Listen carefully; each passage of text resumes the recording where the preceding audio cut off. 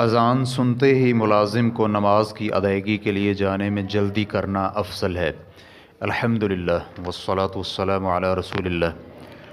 سوال کیا گیا ہے، کیا ملازم کے لیے اذان سنتے ہی نماز کے لیے جانا افضل ہے یا کہ وہ بعض معاملات نمٹانے کا انتظار کرے اور نماز کے بعد سنن مؤکدہ کے علاوہ باقی نفل ادا کرنے کا حکم کیا ہے؟ رہنمائی فرما دیں۔ الجواب بعون الوہاب۔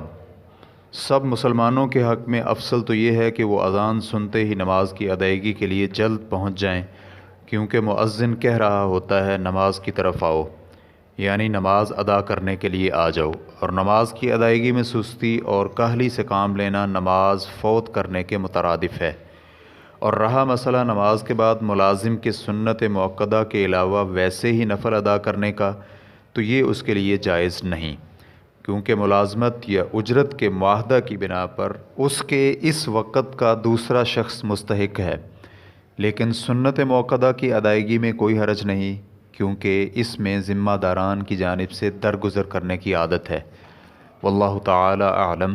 اسلام کیو اے ریکارڈنگز، مؤسسۃ الشیخ محمد صالح المنجد، المملکۃ العربیۃ السعودیہ، فتویٰ نمبر 26201۔ والسلام علیکم ورحمۃ اللہ وبرکاتہ۔